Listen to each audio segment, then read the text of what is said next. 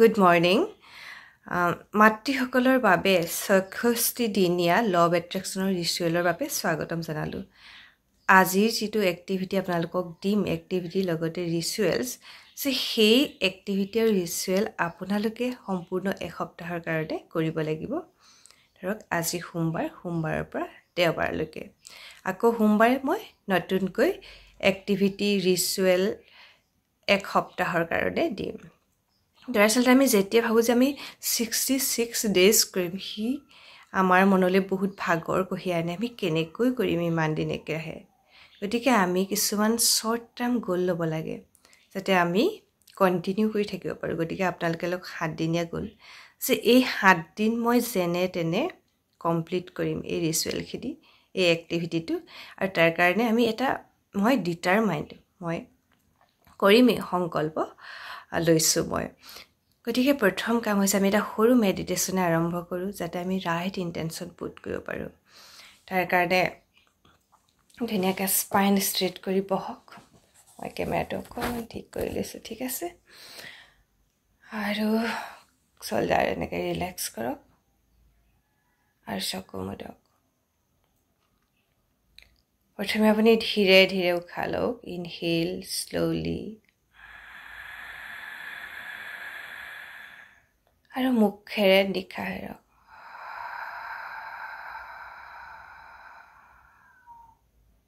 Inhale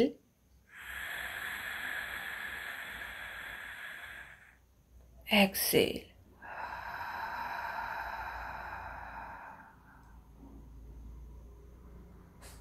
Inhale,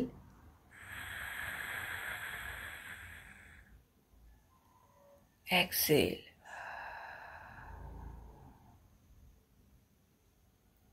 আৰু আপোনাৰ প্ৰথম কাম হৈছে যে এটা ৰাইট ইণ্টেনশ্যন পুট কৰা। আপুনি নিজৰ লগতে সংকল্প লওক, নিজৰ ওচৰত সংকল্প লওক যে মই আজি যি আৰম্ভ কৰিছোঁ তাক 7 দিনৰ কাৰণে একেৰাহে কৰিম। মই কেতিয়াও ইয়াক ত্যাগ নকৰোঁ, গিভ-আপ নকৰোঁ। আৰু এতিয়া আমি আচল মেডিটেশ্যনলৈ আহোঁ যে আপুনি ধৰক আপোনাৰ এটা সন্তান হওক বা দুটা সন্তান হওক, প্ৰথমে আপুনি তেওঁলোকৰ জন্মৰ দিনটো মনত পেলাওক। এই যে আপুনি সন্তানক প্ৰথম জন্ম দিছিল, জন্ম দিয়াৰ পিছত সন্তানৰ মুখখন চাইছিল আৰু আপোনাৰ মনটো কিমান পূৰ্ণতাৰে ভৰি পৰিছিল, আপুনি ভিজুৱেলাইজ কৰক।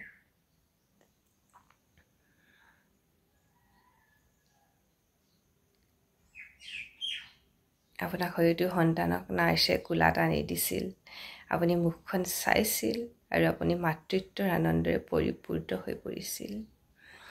আৰু আপুনি সন্তানৰ মুখকেইখন ভিজুৱেলাইজ কৰি তেওঁ জন্মৰ মুহূৰ্তৰ আপুনি কওক যে তোমালোকক বা তোমাক মোৰ সন্তান হিচাপে পাই মই গৰ্বিত। তোমালোক মোৰ জীৱনলৈ অহাৰ কাৰণে মই তোমালোকক ধন্যবাদ জনাইছোঁ। আৰু মই ঈশ্বৰ হওক, আল্লাহ হওক, গড হওক বা ইউনিভাৰ্চকো ধন্যবাদ জনাইছোঁ। Thank you universe, thank you, thank you, thank you.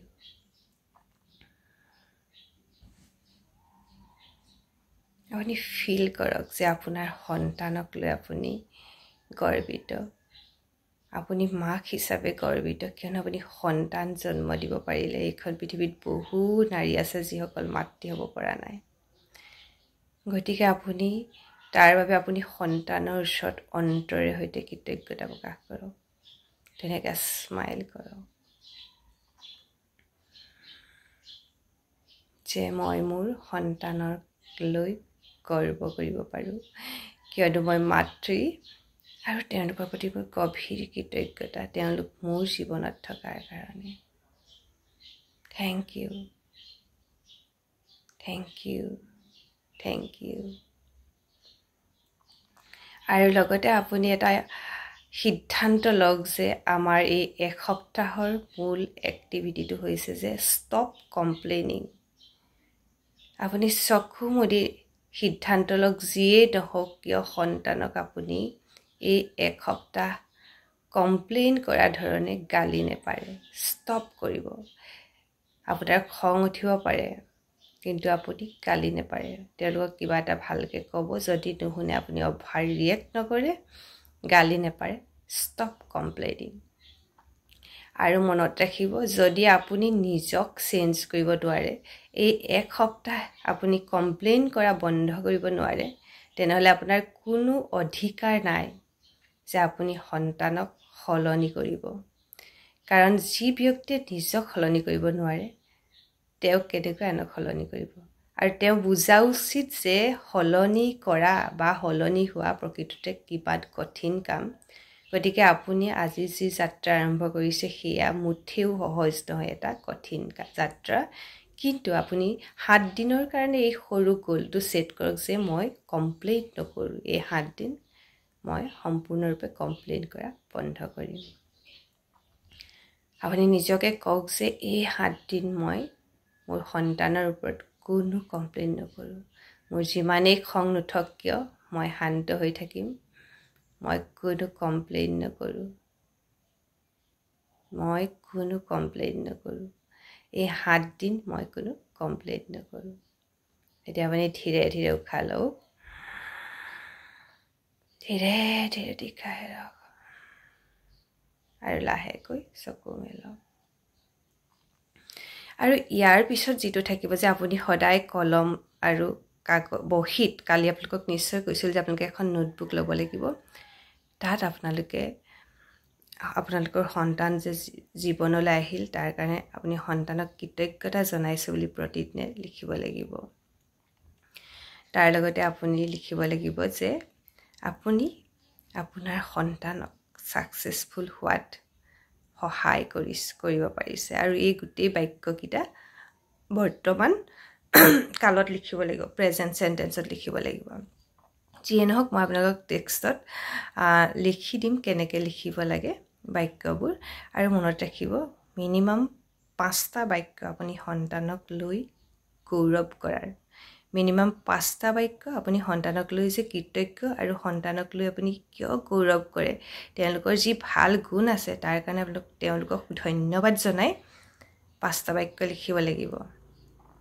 আৰু আপুনি যে তেওঁলোকক সহায় কৰিব পাৰিছে ফিজিক্যালি ইমোশনালি ফাইনান্সিয়ালি তেওঁলোক সফল হোৱাত তাক আপুনি লিখিব লাগিব আৰু এই এক্টিভিটিটো আপুনি 66 ডেজ কৰিব লাগিব একেৰাহে কন্টিনিউয়াস আৰু ই লাহে লাহে আপোনাৰ যিটো ভাইব্ৰেচন তাক পজিটিভ কৰিব আৰু পজিটিভ ভাইব্ৰেচনে আপোনাৰ সন্তানকো লাহে লাহে পজিটিভ কৰিব সন্তানৰ জীৱনলৈও চাব লাহে লাহে পজিটিভ ঘটনা আকৰ্ষণ কৰিব পাৰিছে কিন্তু আপুনি ধাৰাবাহিকভাৱে কৰিব লাগিব কোনো ধৰণৰ গেপ নিদিয়াকৈ গতিকে আজিলৈ এক্সাৰসাইজখিনি ইমানেই আশা কৰোঁ আজিৰ পৰা অহা দেওবাৰলৈকে আপোনালোকে কন্টিনিউ কৰিব 1 তাৰিখৰ পৰা 7 তাৰিখলৈকে সোমবাৰে মই আকৌ পুৱা ভিডিঅ' দিম আপোনালোকে সোমবাৰৰ পৰা লিখাখিনি প্ৰায় একে হ'ব কিন্তু যেটো এক্টিভিটি ধৰক ষ্টপ কমপ্লেইনিং তেনেকৈ এক্টিভিটিবোৰ প্ৰতি সপ্তাহে বেলেগ হ'ব আজিলৈ ধন্যবাদ আৰু কেনেকুৱা লাগিলে আপোনালোকে ক'ব তাৰ লগতে প্ৰত্যেকই